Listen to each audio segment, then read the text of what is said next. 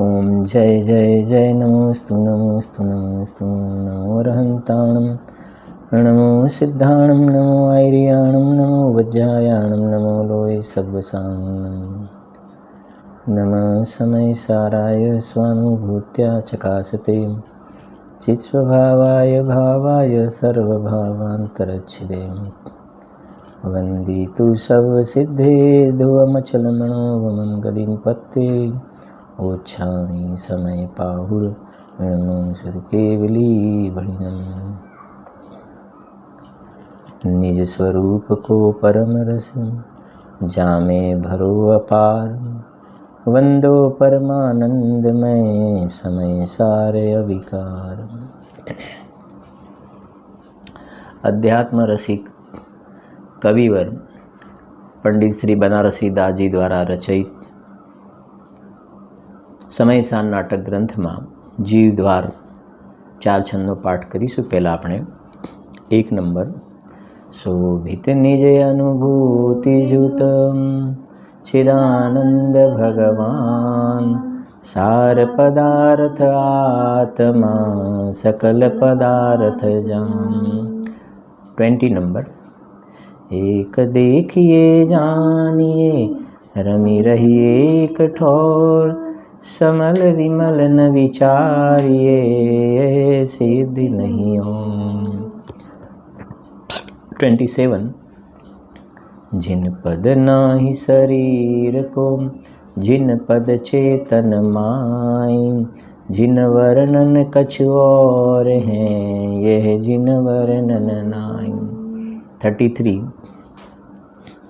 कहे विचक्षण पुरुष सदा में एक हो अपने रस सो भर्यो आपनी टेक हो।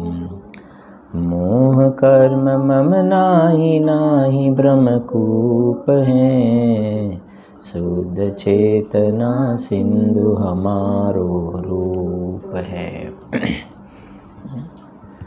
उत्थानिकाना 51 जे छंद हता एमाना 5 छंदनी घणा बधाए परीक्षा आपी बधाने रिजल्ट पण मळी गया छे। रिजल्ट माने दरेके पोताना नाम वगैरे पण डिक्लेर थई गया जोया पण हशे। आनी अंदर पण बधा आज 4 छंद से खूब ज सारी संख्या में आमा पार्टिसिपंट थजो। संस्कार खूब काम करशे आ बधी वस्तुना।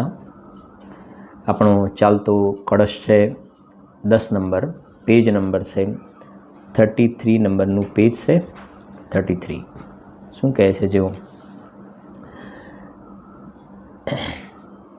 जैसे रवि मंडल के उदय मही मंडल में आतप अटल तम पटल विलातु हिम तैसे परमात्मा को अनुभव रहत जोलो तोलो कहूँ दुविधान कहूँ पक्षपातु हिम नय को न लेश परवान को न परवेश निक्षेप के वंश को विध्वंस होत जातु हिम जे जे वस्तु साधक हैं तेऊ तहाँ बाधक हैं बाकी राग दोष की दशानी कौन बातु हैं। नीचे संस्कृत में पाठ करीशुं। उदयति नय श्रीरस्तमेति प्रमाणं क्वचिदचपि न विघ्नो याति निक्षेपचक्रं किम परमभिदद्मो धाम्नि सर्वङ्कसेऽस्मिन्ननुभवमुपयाते भाति न द्वैतमेव। શું કહે છે અહીંયા બહુ સુંદર શ્લોક છે।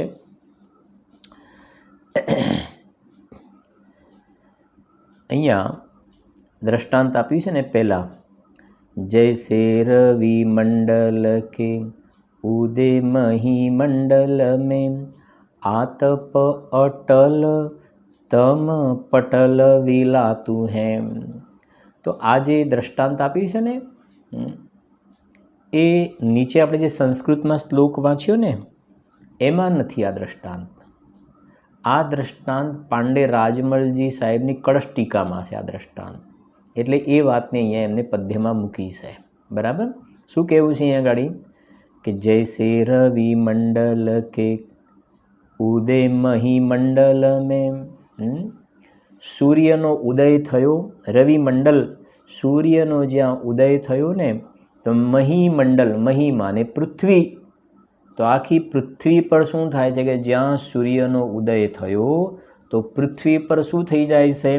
આતપ અટલ તમ પટલ વેલાતું હે. તમ પટલ માને પૃથ્વી પર જે અંધકાર હતો ને, એ જે અંધકાર હતો એ સૂર્યનો ઉદય થતાં અંધકારનો વ્યય થયો અને આતપ અટલ માને ચારે તરફ પ્રકાશ પ્રકાશ પ્રકાશનો પુંજ ફેલાઈ ગયો અને પૃથ્વી પરનો અંધકાર દૂર થયો. શું થતાં?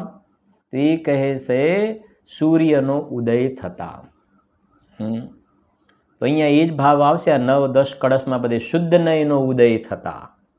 સમજાય છે કે નહીં? શુદ્ધ નયનો ઉદય થતાં, સૂર્યનો ઉદય થતાં પૃથ્વી પર અંધકાર હતો એ ચાલ્યો ગયો. એમ શુદ્ધ નયનો ઉદય થતાં એટલે કે આત્માનો જ્યારે અનુભવ થાય છે એ વખતે આ અલગ અલગ પ્રકારના જે વિકલ્પ, બરાબર સમજવું વાત, અલગ અલગ પ્રકારના જે વિકલ્પ છે ને, વિકલ્પ એ રાગ છે. વિકલ્પ એ શું છે? રાગ. પ્રમાણનો વિકલ્પ, નયનો વિકલ્પ, નિક્ષેપનો વિકલ્પ, નવતત્વનો વિકલ્પ, એ વિકલ્પ એ રાગ છે.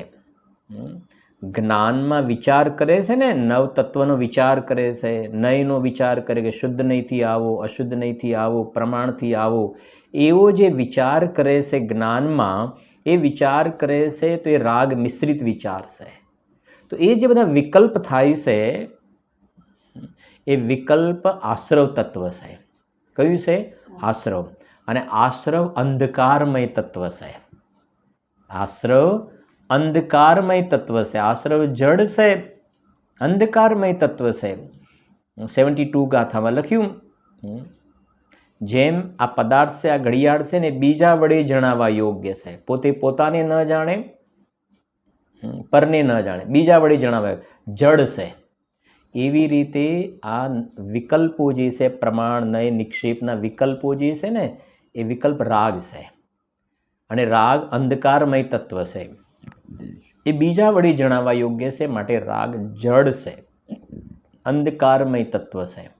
અને સમજો હવે, જેમ સૂર્યનો ઉદય થતાં પૃથ્વી પરનો અંધકાર ચાલ્યો ગયો, એમ શુદ્ધ નયનો ઉદય થતાં આ આત્માનો જ્યારે અનુભવ થયો ને, તો આ બધા જે નય સંબંધના, પ્રમાણ સંબંધના, નિક્ષેપ સંબંધના જે બધા વિકલ્પ હતા ને, નવતત્વ સંબંધના વિકલ્પ, અંધકારમય તત્વ હતું ને, એ અંધકારમય તત્વ વિકલ્પ ચાલ્યા ગયો અને અંદરમાં જીવને નિર્વિકલ્પ દશાની પ્રાપ્તિ થઈ.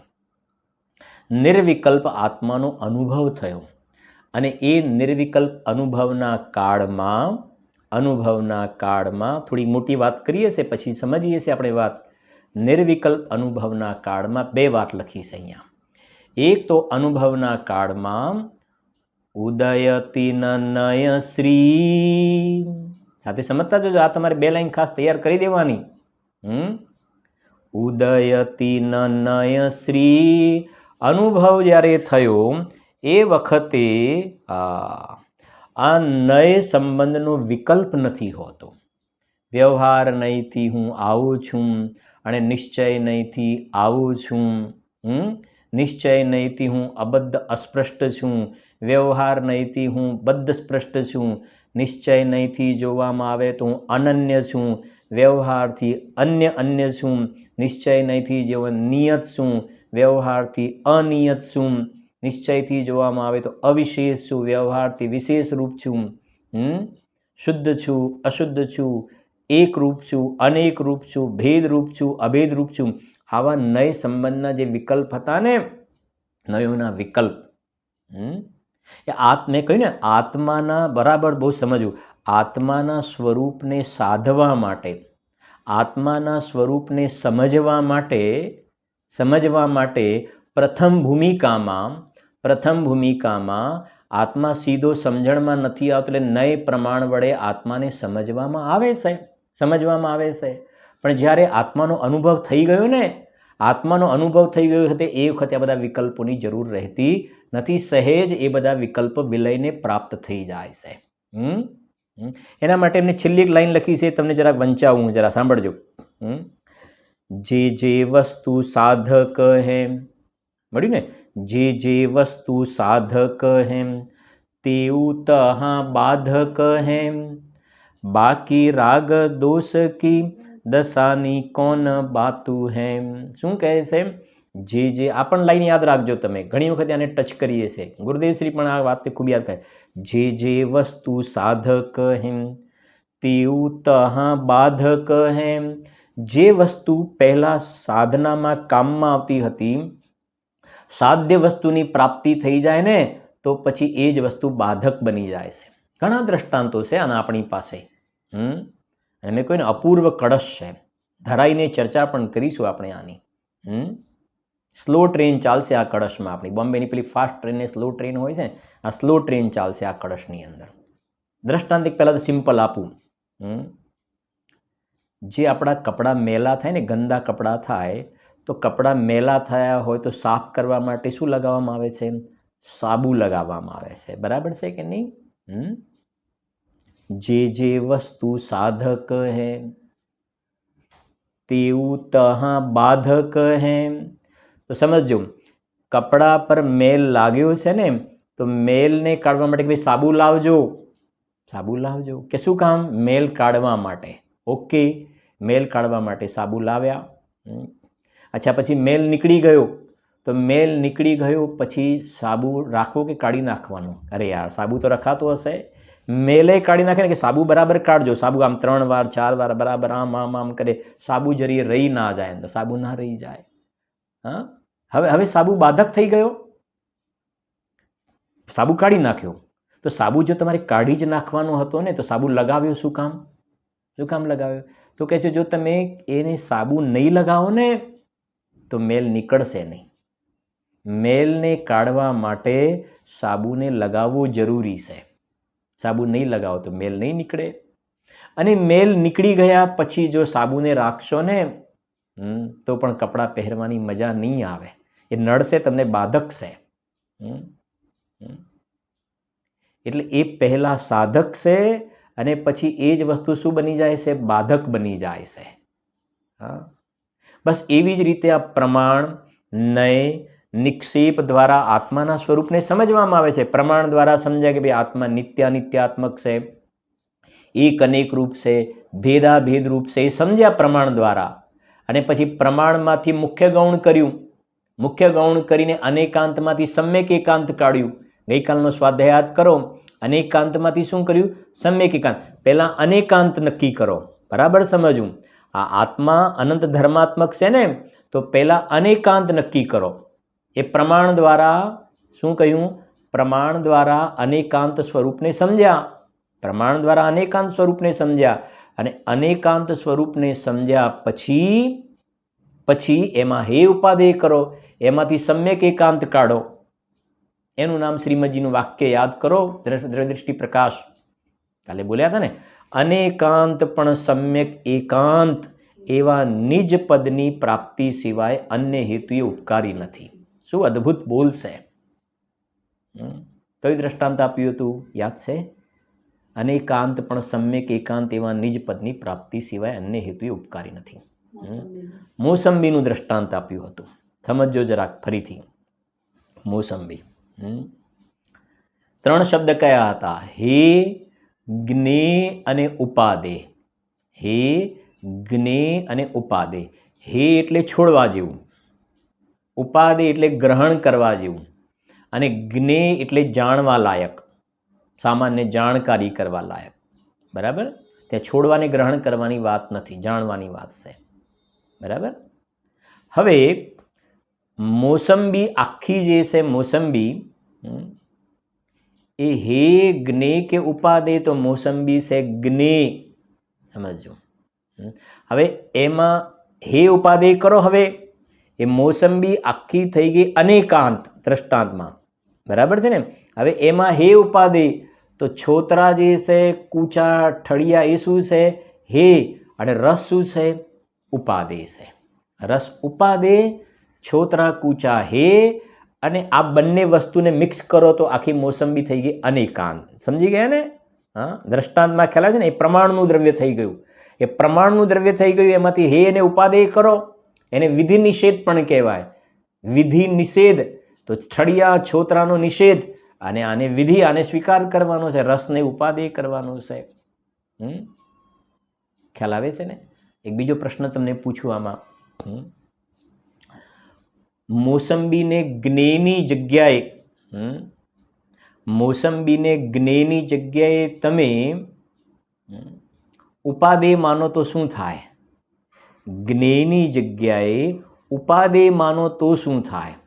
તો ઉપાદેય તો ખાલી રસ જ હતો, રસ જ ગ્રહણ કરવા જેવો હતો. હવે આખી મોસંબીને તમે ઉપાદેય માનો, આખી મોસંબીને ઉપાદેય માનો, તો રસ, છોતરા, કૂચા બધાને ઉપાદેય માન્યું ને, તો પછી આ ગાય, ભેંસ, ત્રિયંચ ગતિના જીવો, અને તમારામાં કોઈ ફરક ના રહ્યો. પછી કોઈ ફરક ના, એ બધું ખાઈ જાય, આખી મોસંબી હુઈયા કરી જાય છે. हाथी ईख घास दोनों को एक मेक कर खाता है, स्वाद कहाँ मीठे फीके का सबको साथ चबाता है. આવે છે કે નહીં એ પંક્તિ? એ બંનેને ઉપાદેય માને. મોસંબીને જો ઉપાદેય માનો છો તો રસની સાથે કૂચા પણ આવી જશે. અચ્છા, ઉપાદેય નહીં તો એક કામ કરો, મોસંબીને હે કરી નાખો. હે કરી નાખો તો હે એટલે છોડવા જેવું, તો એટલે છોડ, તો છોતરા, કૂચા, ઠળિયા એ તો હે હતું, પણ તમે આખી મોસંબીને હે કરી નાખી. આખી મોસંબીને હે કરી નાખીને એનો મતલબ રસને પણ તમે હે કરી નાખ્યો, તો પછી રસની પ્રાપ્તિ થવાનો પ્રશ્ન જ ના રહ્યો. પ્રશ્ન જ ના રહ્યો ને. હા, સમજાય છે કે નહીં? હા, તો મોસંબી આખી શું થઈ ગઈ? જ્ઞે. હા, આ દ્રષ્ટાંતમાં લગાવી છે આપણે અનેકાંત થોડુંક. એ થઈ ગઈ મોસંબી અનેકાંત. હવે અનેકાંતમાંથી સમ્યક એકાંત કાઢો. અનેકાંતમાંથી શું કાઢો? સમ્યક એકાંત. તો સમ્યક એકાંતમાં શું આવશે?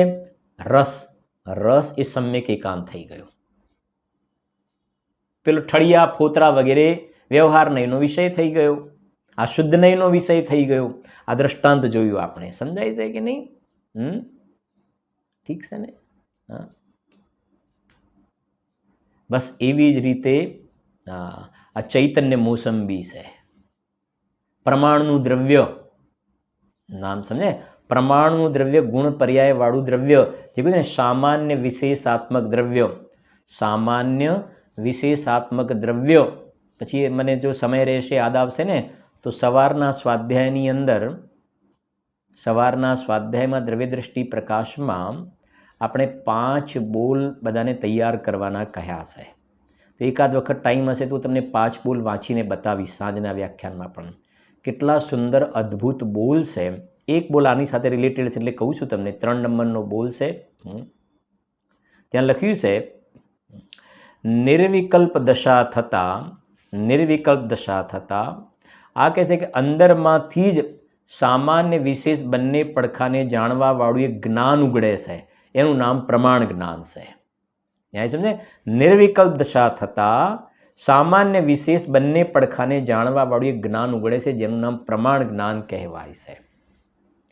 તો સમજો જરાક ધ્યાનથી. હવે આ પ્રમાણનું દ્રવ્ય, આત્મદ્રવ્ય, આત્મ મોસંબિયા, ચૈતન્ય મોસંબી, બરાબર.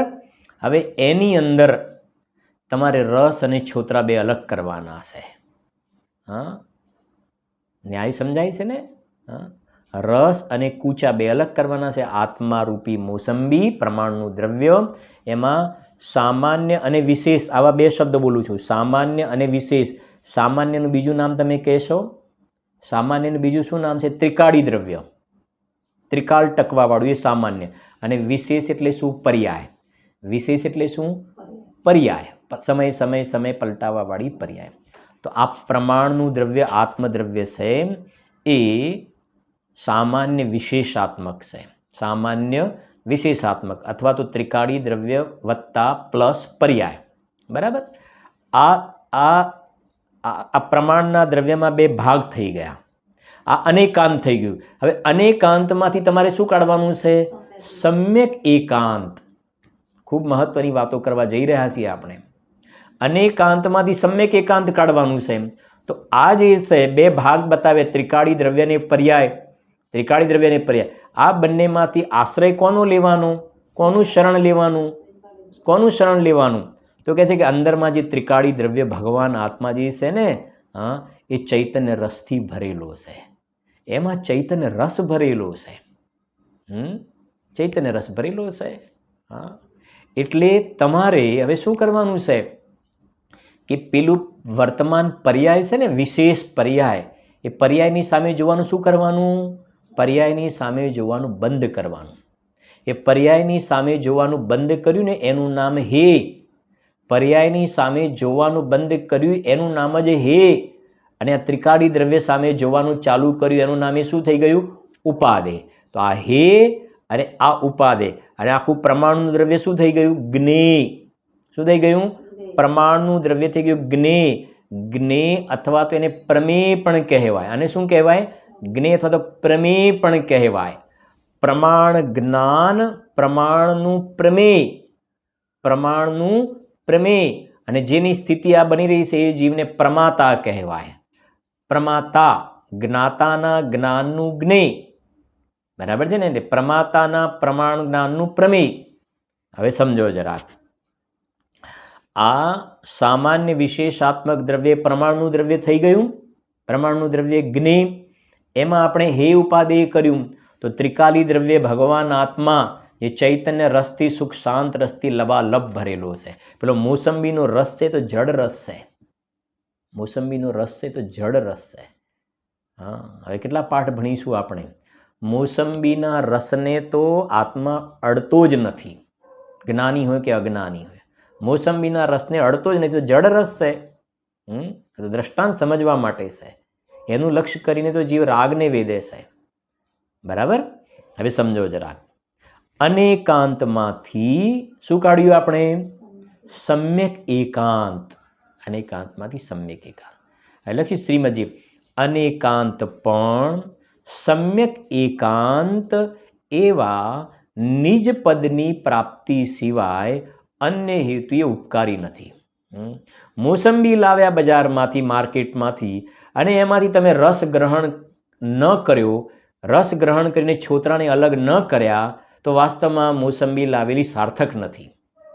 મોસંબી લાવ્યા પણ ખાતા ન આવડી, એમાં હે ઉપાદેય કરતા ન આવડ્યું ને, તો મોસંબી મતલબ નથી.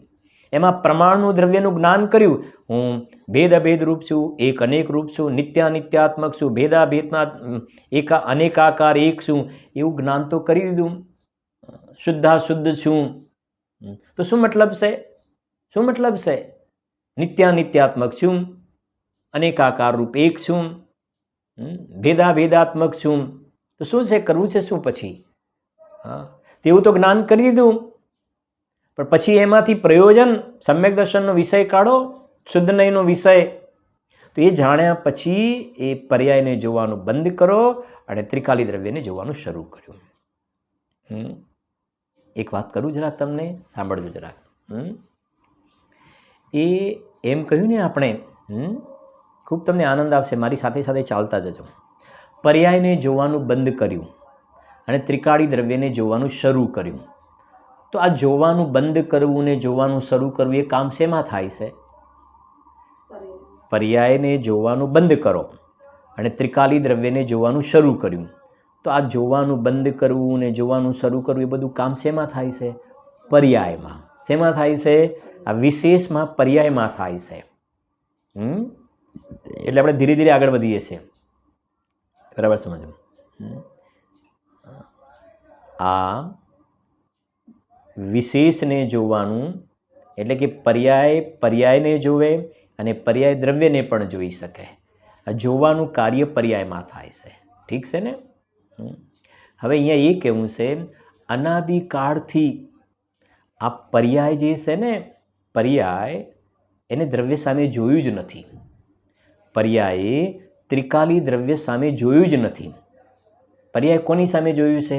પર્યાય પર્યાયની સામે જોવે છે, પરદ્રવ્યની સામે નજર નાખે છે.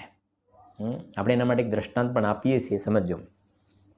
આપણે મંદિરમાં બેઠા હોય ને, મંદિરમાં તો ભગવાનની સામે પીઠ રાખીને બેસાય કે ના બેસાય?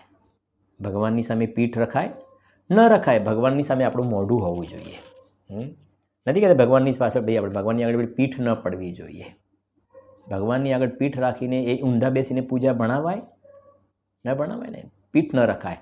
એમ અનાદિકાળથી આ અંદરમાં ત્રિકાલી ધ્રુવ ભગવાન આત્મા છે ને, ત્રિકાલી ધ્રુવ ભગવાન, આ પર્યાય આ ત્રિકાલી ધ્રુવ ભગવાન આત્માની સામે આમ હાથ નથી જોડતી અંદર, મતલબ એનો સ્વીકાર નથી કરતી, અને એ પર્યાય પર્યાયની સામે અથવા તો પરનું લક્ષ્ય કરે છે. એનું નામ ત્રિકાલી ધ્રુવ ભગવાન આત્માની તરફ એની પીઠ છે, દ્રવ્ય સ્વભાવ તરફ એની પીઠ છે, અને એનું નામ મિથ્યા દ્રષ્ટિ છે. એનું નામ મિથ્યા દ્રષ્ટિ છે. જેમ મંદિરમાં જિનેન્દ્ર ભગવાનની સામે પીઠ રાખીને ઊંધો ઊભો રહે ને, તો એ કહે છે નિંદનીય કહેવાશે, પાપનો બંધ થશે. સારું, કોઈ પણ ટોકશે કે ભાઈ જરાક તમે સાઈડમાં ખસી જાઓ, તમારી પીઠ પડે છે, નિંદાને પાત્ર ચેષ્ટા કહેવાશે. એમ આ ત્રિકાળી ધ્રુવ ભગવાન આત્મા એની સન્મુખ જ્યાં સુધી પર્યાય એને જોવાનું શરૂ નથી કરતી ને, અને પર્યાય જ્યાં સુધી પરનું લક્ષ્ય કરે છે ને, તો દ્રવ્ય સ્વભાવ તરફ એની પીઠ છે. અને જેમ જગતમાં પેલો નિંદાને પાત્ર થાય છે ને, એમ અહીંયા મિથ્યાત્વનું મોટું પાપ બંધાય છે. આ અનેકાંતમાંથી સમ્યક એકાંતની વાત કરી રહ્યા છીએ આપણે. જે જે વસ્તુ સાધક હે તેવું તહાં બાધક હે. સાંભળજો જરાક, આ બરાબર સમજજો. આ પર્યાયે, શાંતિ સમજવું, પર્યાયને જોવાનું શું કર્યું? બંધ કર્યું. અને હવે પર્યાય કોની સામે જોવાનું ચાલુ કર્યું? ત્રિકાળી દ્રવ્યની સામે જોવાનું ચાલુ કર્યું. એનું નામ અનેકાંતમાંથી સમ્યક એકાંત કાઢ્યું. તો જોવાનું કામ બંધ નથી થયું, બરાબર સમજો. જોવાનું કાર્ય તો પર્યાયમાં ચાલુ છે, પણ પર્યાયને જોવાનું બંધ કર્યું. 114 ગાથા પ્રવચનસારની પર્યાયાર્થિક નયના ચક્ષુને સર્વથા બંધ કરીને ઉઘાડેલા દ્રવ્યાર્થિક નયના ચક્ષુથી જોવામાં આવે. ઉઘાડેલા દ્રવ્યાર્થિક નયના, તો પર્યાયને જોવાનું બંધ કરી દીધું ને. તો પર્યાયમાં જોવાનું બંધ થઈ ગયું, સમજે? પર્યાયની સામે જોવાનું બંધ થયું. પર્યાયને જોવાનું બંધ કર્યું. પર્યાયને જોવાનું બંધ કર્યું. જોવાનું બંધ નથી કર્યું, પર્યાયને જોવાનું બંધ કર્યું. તો હવે પર્યાયને જોવાનું બંધ કર્યું તો કોને જોવાનું શરૂ કર્યું? ત્રિકાળી દ્રવ્યને જોવાનું શરૂ કર્યું. અને ત્રિકાળી દ્રવ્યને જોવાનું શરૂ કર્યું ને, બસ એનું જ નામ સમ્યક દર્શન છે, એનું નામ આત્માનો અનુભવ છે. અને આવો જ્યારે આત્માનો અનુભવ થાય ને, એ વખતે આ પ્રમાણ અને નયના આ અનેકાંત અને સમ્યક એકાંત એવા કોઈ વિકલ્પો પણ દેખાતા નથી. નિત્ય અનિત્ય એક અનેક, શુદ્ધ નયથી આવું છું ને અશુદ્ધ નયથી આવું છું, એ પ્રમાણ નય નિક્ષેપના વિકલ્પો વિલયને પ્રાપ્ત થઈ જાય છે. જે વસ્તુ આત્માના અનુભવ કરવામાં પહેલાં સાધક હતા ને, એ જ હવે અનુભવ થઈ ગયો ને, પછી એ વસ્તુની કોઈ જરૂરિયાત નહીં રહી. મેલ કાઢી નાખ્યો ને, પછી સાબુની કોઈ જરૂર નહીં. જે વસ્તુ સાધક હે તેવું તહાં બાધક હે. છે તો ઘણી બધી વાતો ધીરે ધીરે ચર્ચા કરીશું, થોડા વચ્ચે દ્રષ્ટાંત પણ આપવા પડશે ને તમને પાછા. એક તો સાંજનો ટાઈમ હોય, ઘરે આરામથી બેઠેલા હોય, થાક્યા પણ હોય. જો એક બીજું દ્રષ્ટાંત આપું તમને, થોડુંક કદાચ સાંભળેલું પણ હશે, જે રેગ્યુલર સ્વાધ્યાયમાં મંદિરમાં આવતા હોય એને. ચા બનાવી હોય ને, ચા બનાવવી હોય, ચા બનાવવા માટે શું જોઈએ? આજે આ લીટીનો અર્થ કરીએ છીએ આપણે, જે વસ્તુ સાધક હે તેવું તહાં બાધક હે. ચા બનાવવા માટે શું જોઈએ? ચા જોઈએ ને, ચા બનાવવા માટે ચા જોઈએ. દાણાવાળી ચા હોય ને, એના વગર ચા બને કે ના બને? સીધી વાત છે. જોઈએ છે તો. અચ્છા, ચા બની ગઈ, તૈયાર થઈ ગઈ, તપેલીમાં બરાબર ઉકાળો એકદમ થઈ ગયો અને કલર વલર આવી ગયો. પછી આપણે ચાને શું કરીએ? બની જાય પછી ચાને શું કરીએ છીએ? ગળણી વડે શું કરીએ છીએ? ગાળીએ છીએ. અચ્છા, પછી ચા જ્યારે પીવાની હોય ને, ચા પીવાની હોય એ વખતે પેલી દાણાવાળી જે ચા જે છે ને, એ રાખીએ છીએ કે ગરણીમાં કાઢીને? ગરણીનો શાના માટે ઉપયોગ કરીએ છીએ આપણે? કે યાર એ જો ચાના દાણો અંદર એક પણ આવી ના જવું જોઈએ. થોડી કદાચ ગરણી કોઈને કદાચ કાણી ક્યાંક હોય તો કંઈક દાણો, યાર ચા પીવાની મજા બગડી ગઈ, ચા પીવાની મજા ના આવી યાર. સમજાય છે કે નહીં? હા. તો મારો પ્રશ્ન એ છે કે હવે જ્યારે ચા પીવાની આવી ને એ વખતે ચા તમે કાઢી નાખી, ગરણી દ્વારા ચા બિલકુલ એક નાનો દાણો પણ ના જોઈએ, કાઢી નાખી. તો જો તમારી ચા ખરેખર કાઢી જ નાખવાની હતી ને, ચા કાઢી જ નાખવાની હતી તો ભલા માણસ ચા બનાવવા માટે પૈસા ખોટા ખર્ચ કરી ચા લાવવી અને આ બધો ધંધો કરવાની શું જરૂર હતી? શું જરૂર હતી? કાઢી જ નાખવાની હતી તો શું જરૂર હતી? અરે કે તમને ખબર નહીં પડે, તમને પ્રવચન કરતા આવડે, હા, આ બધી ખબર નહીં પડે તમને. હા, સમજાય છે ને? કે ચા બનાવવા માટે ચાની જરૂર પડે અને પછી કેમ કાઢી નાખીએ છે? કેમ કે એની જે ઉપયોગિતા ને એમાંથી જે રસ કાઢવાનો હતો ને એનું જે લેવલે એનું પ્રયોજન, જ્યાં સુધી એનું પ્રયોજન હતું ત્યાં સુધી એમાંથી જે એનો અંદર જે કસ હતો એ નીકળી ગયો. બસ એનું જ્યાં સુધી પ્રયોજન હતું ત્યાં સુધી રાખી અને એનું કામ પૂરું થઈ ગયું ને પછી એને શું કરી નાખ્યું? કાઢી નાખી. જે વસ્તુ સાધક હૈ તેવું તહાં બાધક હૈ. ચા બનાવવા માટે એક લીટીમાં કહું છું, ચા બનાવવા માટે ચા સાધક છે અને ચા પીવા માટે ચા શું છે? બાધક છે. એમ આત્માના સ્વરૂપને સમજવા માટે પ્રમાણ, નય અને નિક્ષેપ સાધક છે. આત્માના સ્વરૂપને સમજવા માટે પ્રમાણ, નય અને નિક્ષેપ સાધક છે. અને આત્માનો જ્યારે અનુભવ થાય છે ને એ વખતે આ બધા વિકલ્પો વિલયને પ્રાપ્ત થઈ જાય છે. અગર એ વિકલ્પ ઉત્પન્ન થાય ને તો એ ઉપયોગમાંથી બહાર આવી ગયા. શું કહ્યું? નહીં ખ્યાલ આવ્યો? એ વિકલ્પ ચાલ્યા ગયા ને. હા, એ નીચે લખ્યું છે, તમે સંસ્કૃતમાં જોશો ને છેલ્લે લખ્યું છે ભાતિ ન દ્વૈતમેવ. અને પેલું લખ્યું છે ને, પેલું જરા વાંચો, ઉદયતિ ન નયશ્રી. ઉદયતિ ન નયશ્રી. નયશ્રી નયોની લક્ષ્મી. કેટલાય પ્રકારના નય છે. હા, સદભૂત, અસદભૂત, ઉપચરિત, અનુપચરિત છે કે નહીં બધા? તો કહે છે કે અનુભવના કાળમાં, બરાબર સમજવું, નીચે જે સંસ્કૃતમાં વાંચ્યું છું છેલ્લી લીટી, અનુભવમ ઉપયાતે. અનુભવમ ઉપયાતે ભાતિ ન દ્વૈતમેવ. અનુભવમ ઉપયાતે, જ્યારે અનુભવ થાય છે ને એ વખતે શું? પહેલી લીટી, ઉદયતિ ન નયશ્રી. નયોની લક્ષ્મી ઉદય પામતી નથી, નયના વિકલ્પ નથી હોતા. અસ્તમેતિ પ્રમાણમ. પ્રમાણ સંબંધના વિકલ્પો પણ અસ્ત થઈ જાય છે. પછી ક્વચિદ ચપી ચન વિઘ્નો યાતિ નિક્ષેપ ચક્રમ. નિક્ષેપોનો સમૂહ ક્યાં ચાલ્યો જાય છે એની પણ ખબર નથી પડતી. અને એ જ વાત તમે અહીંયા વાંચો જરાક, બનારસીદાસજીનું વાંચો જરાક. જુઓ, જૈસે રવિ મંડલ કે ઉદય મહી મંડલ મેં આતપ અટલ તમ પટલ વિલાતું હે. હવે આગળ સાંભળજો આટલેથી.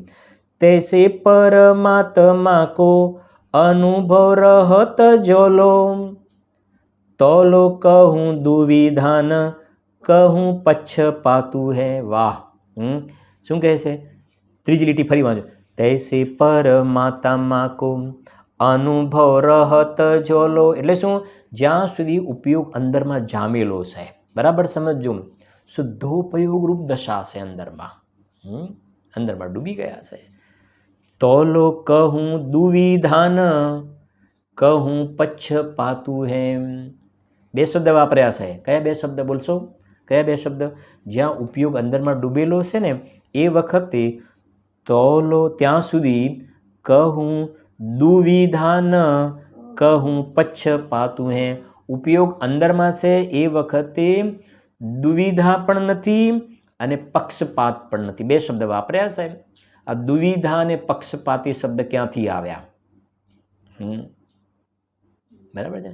તો સંસ્કૃતમાં છેલ્લી લીટી છે ને, સંસ્કૃતમાં અમરચંદ્ર દેવની, અનુભવમ ઉપયાતે ભાતિ ન દ્વૈતમેવ. અનુભવના કાળમાં, શુદ્ધોપયોગના કાળમાં દ્વૈત એટલે બેપણું. દ્વૈત એટલે શું? બેપણું.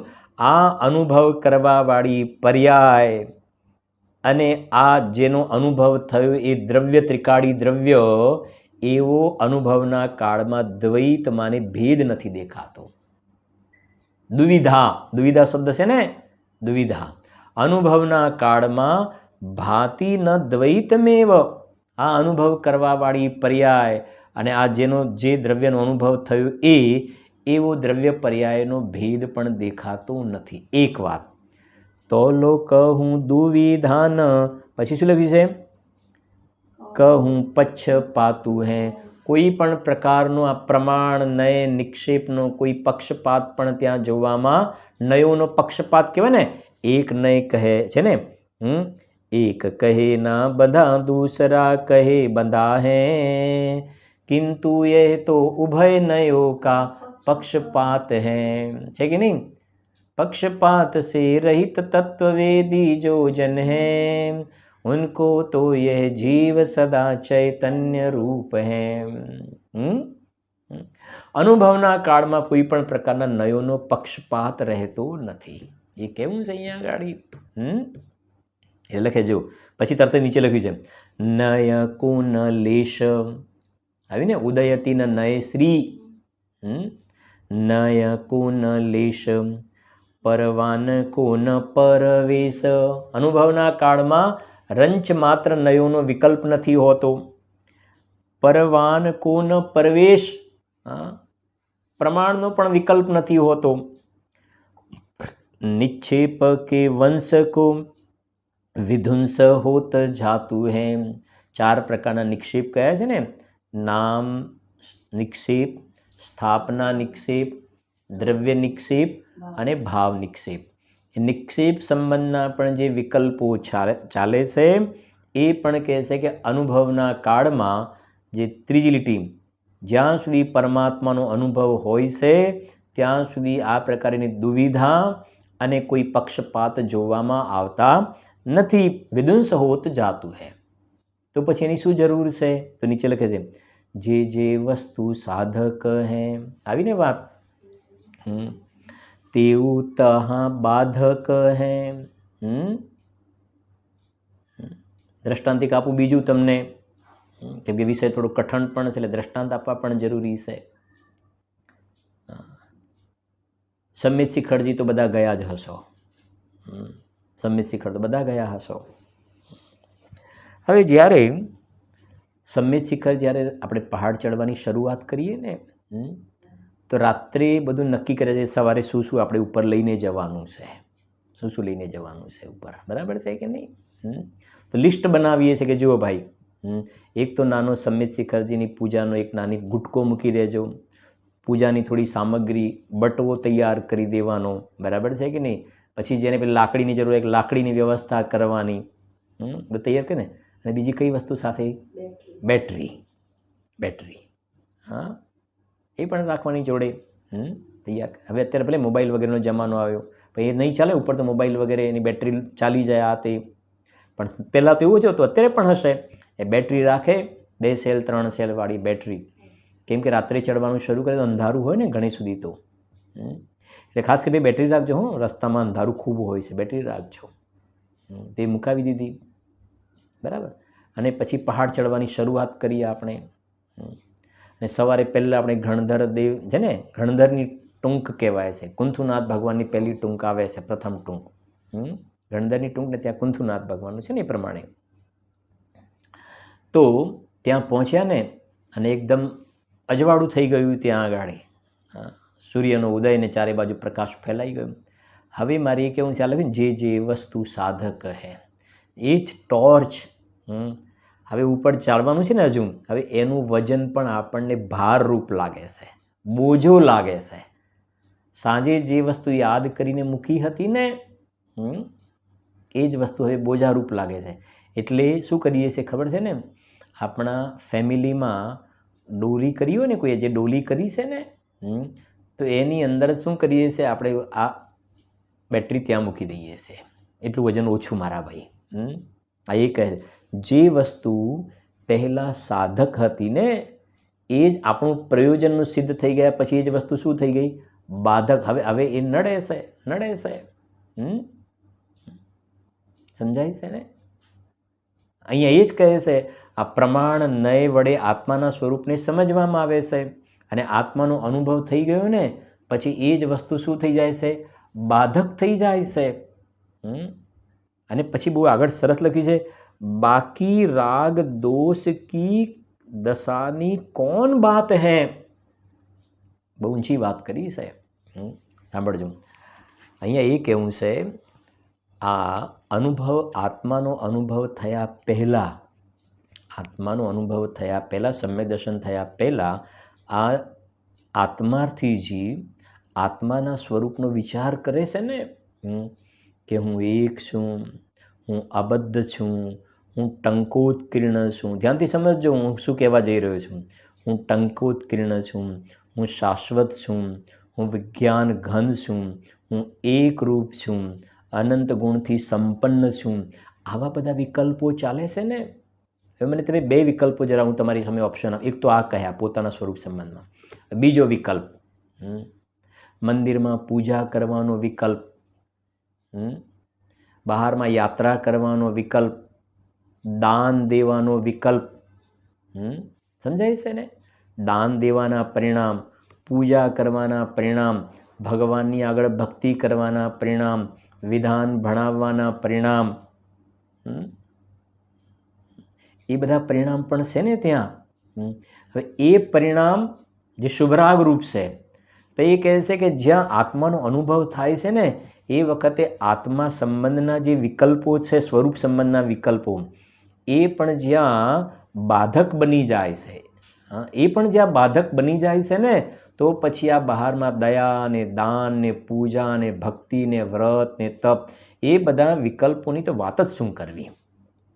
અને દ્વેષની વાત તો ઘણી દૂરની વાત થઈ ગઈ. બાકી રાગ દોષ કી કથા કી કોણ બાત હૈ, એ કહે છે એને તો શું વાત કરવી. એ તો ઘણા સ્થૂળ પરિણામ થઈ ગયા. અહીંયા તો આત્માના સ્વરૂપ સંબંધના વિકલ્પો પણ જે છે, આત્માની અનુભવ થયો ને, જો સાંભળજો જરાક વાત, ધીરજથી સમજજો. બાધક કેવી રીતે સમજજો જરાક. પછી આપણે સમયસાર પણ તમે સાથે રાખજો. મોક્ષ માર્ગ પ્રકાશક પણ નેક્સ્ટ સ્વાધ્યાયમાં એની ચર્ચા કરીશું પણ ખરા. થોડી ધીરજથી સમજજો કે અહીંયા શું કહેવું છે. ત્રણ સ્ટેજ બતાવ્યા છે સમયસારમાં, ભાવાર્થમાં પંડિત શ્રી જયચંદજી સાહેબે. આ પ્રમાણ નય નિક્ષેપના અવલંબનની ક્યાં સુધી જરૂર ને ક્યારેય જરૂર નહીં, એનો સ્ટેજ બતાવ્યા છે. એની ચર્ચા આપણે એમાંથી કરીશું પણ ખરા. અત્યારે સમજો જરાક અહીંયા કે આ સમજો, પ્રમાણ નય વડે આત્માના સ્વરૂપને સમજીને આત્માનો અનુભવ થઈ ગયો. અનુભવ થઈ ગયો એટલે પેલા વિકલ્પો ચાલ્યા ગયા ને, ચાલ્યા ગયા. હવે પછી એ અનુભવમાંથી બહાર આવ્યો. અનુભવમાંથી શું થયું? બહાર આવ્યો અને પાછા પેલા વિકલ્પ કરવા લાગ્યો. હવે એ જે વિકલ્પ કરવા લાગ્યો ને, એ વિકલ્પ જે છે એ તો રાગરૂપ છે. એ વિકલ્પ શું છે? એ તો રાગરૂપ છે. અને જ્યાં સુધી એ વિકલ્પવાળી દશામાં ઊભો છે ને, ત્યાં સુધી તો રાગમાં ઊભો છે. પાછું નિર્વિકલ્પ દશાને પ્રાપ્ત કરવી છે ને, એ વખતે પાછા એ બધા વિકલ્પને શું કરવા પડશે? એ વિકલ્પને તોડીને પાછું અંદરમાં ચાલુ જશે, ત્યારે પાછું ફરીથી શુદ્ધોપયોગ થશે. એટલે અનુભવના કાળમાં એક ખાસ શબ્દ લખ્યો છે, તૈસે પરમાત્મા કો અનુભવ રહત જોલો તોલો કહું દુવિધાન કહું પક્ષપાતું હૈ. બે શબ્દ લખ્યા છે. કહું દુવિધા એવી ને, તોલો કહું દુવિધાનો અર્થ કર્યો આપણે અહીં ગાડી, ભાતિ ન દ્વૈતમેવ. અને બીજો આવી ગયો ઉદયતિ ન નયશ્રી અસ્તમેતિ પ્રમાણમ. અને નિક્ષેપ ચક્ર, નિક્ષેપોનો સમૂહ ક્યાં ચાલ્યો જાય છે એની ખબર પડતી નથી. એ પ્રમાણે આની મોટા રૂપથી આપણે ચર્ચા કરી છે. ફરી એક વખતે આખો પાઠ કરી લઈએ છીએ. આવતીકાલના સ્વાધ્યાયની અંદર મોક્ષ માર્ગ પ્રકાશકથી આપણે સમજીશું પણ ખરા, અને જોઈ લઈએ, આપણે એને વાંચી લઈએ છીએ. જો जैसे रवि मंडल के उदय मही मंडल में आतप अटल तम पटल विलातु है, तैसे परमात्मा को अनुभव रहत जोलो तोलो कहूँ दुविधान कहूँ पक्षपातु है, नय को न लेश परवान को न परवेश निक्षेप के वंश को विध्वंस होत जातु है। जे वस्तु साधक है तेऊ तहाँ बाधक है। बाकी राग दोष की दशानी कौन बातु है। विशेष चर्चा। जिनवाणी स्तुति। हे जिनवाणी भारती तो ही जपो दिन रैन। जो तेरा शरणा लहे सो पावे सुख चैन। जिनवाणी के ज्ञान ते सूझे लोकालोक। सो वाणी मस्तक नमो सदा देत हूँ दो। जिनवाणी मात नो जय।